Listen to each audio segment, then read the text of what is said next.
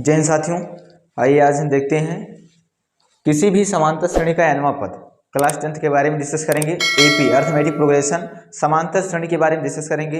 Important questions होने वाले हैं। nवां पद कैसे निकालें, समांतर श्रेणी का के n पदों का योगफल क्या होता है, समांतर श्रेणी कहते किसे हैं और इसको समांतर श्रेणी कहा कैसे जाता है, इन चीज़ों के बारे में डिस्कस करेंगे।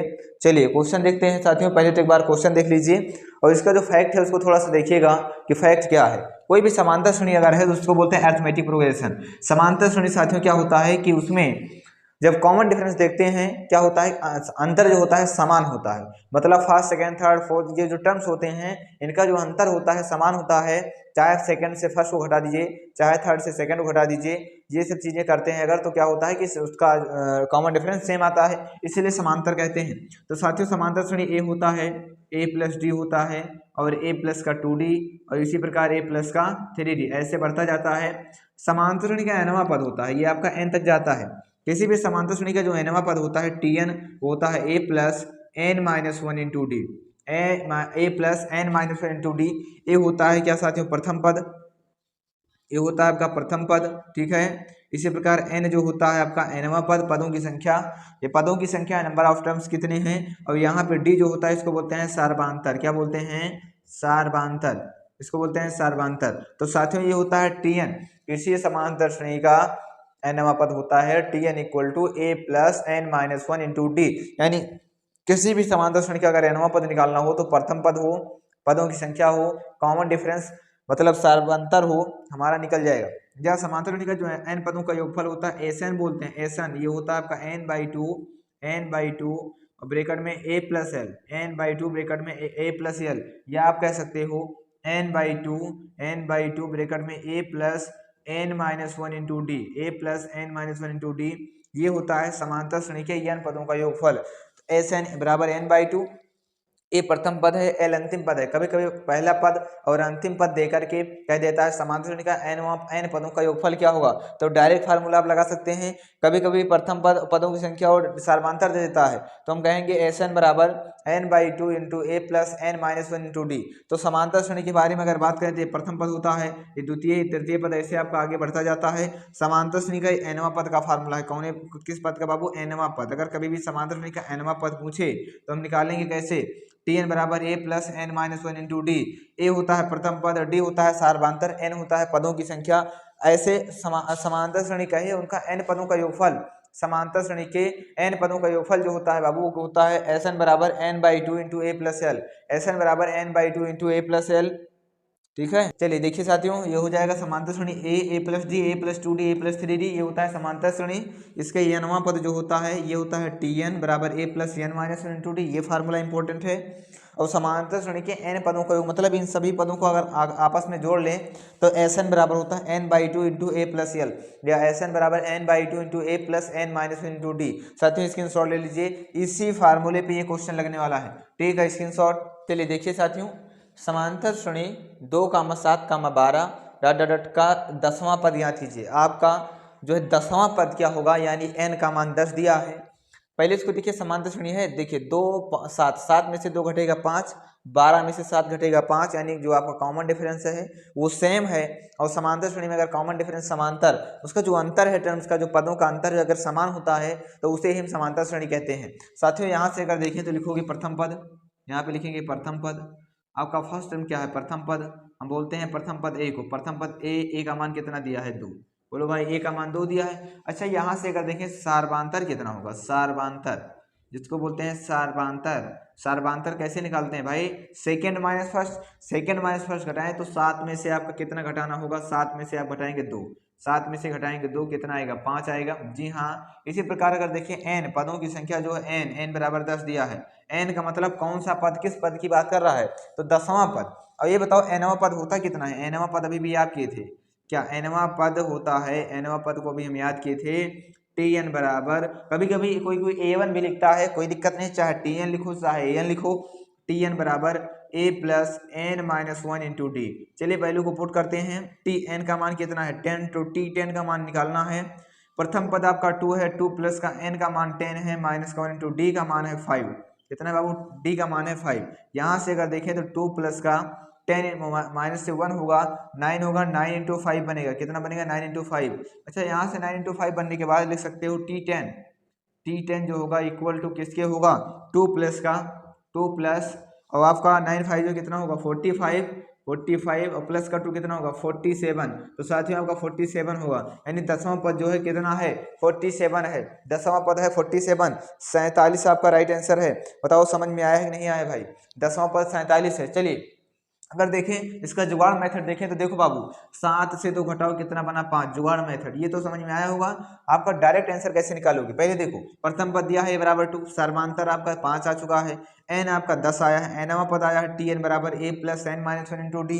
ठीक इसी प्रकार t10 जो है 2 plus n minus 1 into D, value put कर दीजिए, आपका आंसर है 47। चलो यहाँ से तो निकाल लोगे, फैला मेथड आप कर लोगे, लेकिन अगर देखें इसका हम क्या जुगाड़ मेथड, तो जुगाड़ मेथड देखो कैसे होगा, 7 में से 2 घटाओ, जुगाड़ समझ में आता है तो अच्छी बात है, नहीं आता है साथ में कोई दिक्कत नहीं, आपको जुगाड़ से नहीं करना है लेकिन ट्राई करो। 7 में से 2 घटाओ, बताओ 5 बनेगा कितना, तो 5 के साथ n लगा दो, कितना बनेगा वो 5। 7 में से 2 घटाएंगे तो 5 बनेगा, इसके साथ n लगा दो। अच्छा इस 5 को प्रथम पद बनाने की कोशिश करो, अगर 5 को हमें प्रथम पद 2 बनाना हो तो 5 को 2 बनाने के लिए कितना घटाना पड़ेगा, वो 3 घटाना पड़ेगा।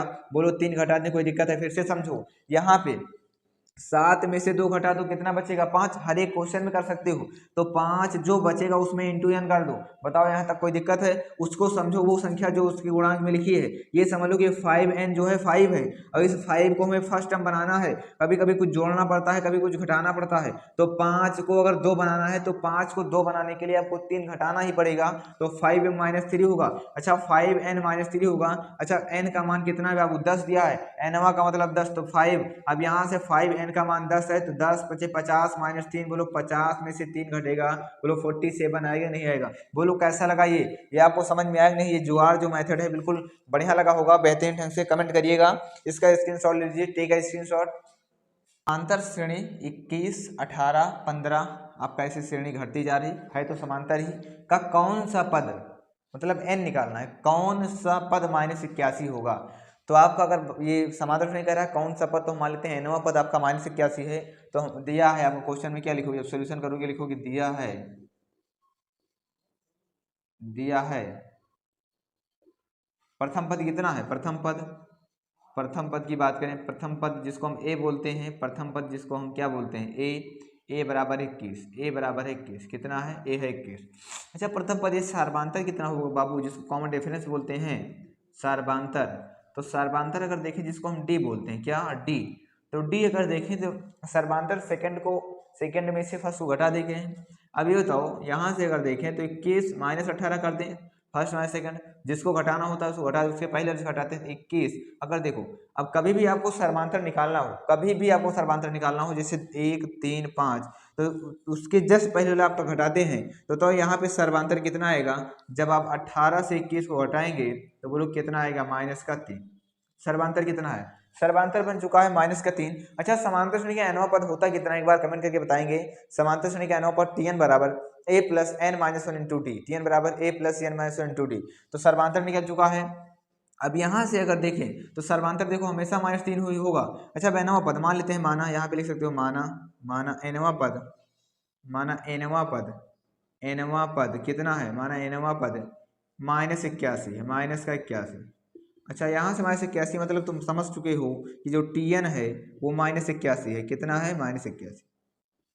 चलो अच्छा tn का मतलब होता है a plus n minus 1 into का d इक्वल टू -81 दिया है। जी हाँ a का मान दिया कितना है 21, a का मान 21 है, प्लस n को निकालना ही है, इंटू d का मान कितना है, d का मान है -3 इक्वल टू -81, बोलो बनेगा।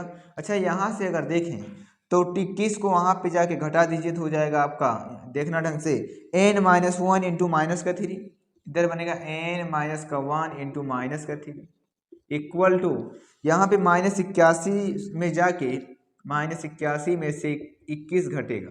देखो -81 में से 21 घटेगा क्योंकि पॉजिटिव है, वहाँ पे जाएगा तो नेगेटिव बनेगा। अब इस -3 को आप लिख सकते हो -3 एक ब्रैकेट में इंटू का n-1 इक्वल टू एक आपका 2 बनेगा बाबू, और 8 2 10 बनेगा, कितना बनेगा 10 माइनस का 102 बनेगा। बोलोगे। अच्छा बताओ ये भी माइनस ये माइनस क्या करेगा, कैंसिल कर देगा, माइनस माइनस प्लस। कह सकते हो n-1 इक्वल टू 102/3। ऐसा क्यों, गुणे में है वहां जाएगा भाग में होगा, ये इससे कैंसिल होगा, कितना बनेगा 3 त्रिका 9 बनेगा। ओके। अच्छा 9 में से 9 एक जुड़ेगा 10 मतलब एक बचा होगा, 12 3 चौक 12 बनेगा 34। n-1 अगर 34 है तो n का मान बोलो 34 प्लस 1 अर्थात 35 बनेगा नहीं बनेगा। कह सकते हो जो 35वां पद है वही -81 होगा। 35वां पद कितना होगा, 35वां पद आपका -81 होगा, आपका राइट आंसर है। अच्छा अगर ऐसा क्वेश्चन आपको पूछे कभी भी कौन सा पद आपका -81 या कोई भी क्वेश्चन पूछे कि कौन सा पद क्या होगा, तो आप मान लिया करो nवां पद आपका होगा। nवां पद मतलब आपका find the value of n का मान निकालना होगा। फार्मूला लगा दीजिएगा Tn बराबर a plus n-1 into D. अगर ये फार्मूला आप लगा देते हैं तो आसानी से निकाल पाएंगे और बेहतरीन क्वेश्चन था, इंपॉर्टेंट क्वेश्चन है। अच्छा इंपॉर्टेंट क्वेश्चन के साथ अगर देखें ध्यान दीजिएगा, अब यहाँ से आपका कौन सा पद जरूर नहीं -81 ही दे, कुछ भी दे सकता है क्वेश्चन, कुछ भी दे सकता है, -81 जो है 40 50 कुछ भी, फार्मूला यही लगेगा, n का मान ही निकालना होगा। 21 18 15 का कौन सा पद -81 होगा, हम मान लेते हैं आपका कौन सा पद -81 nवां पद मान लेते हैं साथियों, ध्यान दीजिएगा। अच्छा चलिए यहाँ तक नोट कर लीजिए, टेक अ स्क्रीनशॉट। देखते हैं क्वेश्चन नंबर 3, समांतर श्रेणी बनाइए। आपको समांतर श्रेणी बनाना है, तैयार करना है। तैयार करने के लिए दो चीजों का होना बहुत जरूरी है, एक प्रथम पद, दूसरा सर्वांतर। ये दो चीजें आप जब तक नहीं निकालेंगे एपी नहीं बना पाएंगे। चलो उसको निकालने के लिए कोई ना कोई कंडीशन दी होगी। यदि तीसरा पद 5 यानी जो आपका तीसरा पद है वो 5 है, वह सातवां पद 9 है। तीसरा पद 5 मतलब T3 आपका 5 दिया है और T7 आपका 9 दिया है। तो मान लेते हैं, माना प्रथम पद, माना श्रेणी का प्रथम पद, श्रेणी का प्रथम पद, प्रथम पद कितना है, प्रथम पद ए व सर्वांतर, सर्वांतर डी, सर्वांतर स्मॉल डी, इतना मान लेते हैं। प्रथम पद स्मॉल है और सर्वांतर स्मॉल डी है। तो यहाँ से अगर देखें एनवा पद, तो एनवा पद होता कितना है, Tn बराबर जानते हो आप a plus n-1 into D, ये तो होता है। अच्छा यहाँ से अगर देखें तो Tn मतलब एनवा, तो तीसरा पद कितना है 5, तो बोलो तीसरा पद T3 दिया कितना है 5। अच्छा T3 का मतलब समझ गए हो a प्लस n, n का मान कौन काम करेगा, n का काम 3 करेगा, तो n-1 इंटू डी का काम करेगा, d इक्वल टू 5, यानी ये बनेगा a प्लस का 2d। बोलो भाई a प्लस 2d कितना दिया है 5, इसको इक्वेशन मान सकते हो फर्स्ट। a प्लस 2d दिया है 5। इसी प्रकार अगर देखें तो सातवां पद 9 दिया है, जो सातवां पद है वो 9 है, यानी कह सकते हो T7 equal to 9। Sir T7 का मतलब होगा a प्लस n, n का काम कौन करेगा 7 माइनस का 1 इंटू डी इक्वल टू 9। अब यहाँ से देखेंगे तो a प्लस का 6d कितना बनेगा भाई 9 बनेगा और समीकरण 2 बनेगा। अब हमें अगर कोई भी समांतर श्रेणी तैयार करना है तो दो चीजों का होना जरूरी है, प्रथम पद और सर्वांतर। तो अब यहाँ से देखो समीकरण 2 और समीकरण 1, दो में से को घटा दें तो बताओ a से कैंसिल और d में इक्वेशन बन जाएगी। तो हम यहाँ पे क्या लिखेंगे, समीकरण 2 में से एक को क्या करने पर, घटाने पर। अच्छा 2 में से अगर एक घटाएंगे तो बताओ a प्लस 6d इधर बचेगा, a प्लस 6d और इसमें से घटेगा क्या बाबू, घटेगा आपका, ध्यान देना a प्लस का 2d, लेफ्ट वाला लेफ्ट से घट जाएगा, a प्लस का 2d इक्वल टू, अब यहाँ पे कितना है 9 में से 5 जाएगा तो 9 माइनस 5, 9 माइनस 5। अच्छा यहाँ से देखें तो a प्लस का 6d बनेगा, a प्लस 6d माइनस का a और माइनस का 2d इक्वल टू 9 माइनस 5 4 बनेगा, कितना आएगा भाई 4। अच्छा a से a होगा कैंसिल, 6d माइनस 2d कितना होगा 4d, 4d अगर 4 के बराबर है यानी d का मान कितना आएगा बाबू, d का मान आएगा 1। सर्वांतर कितना होगा, सर्वांतर आएगा आपका 1।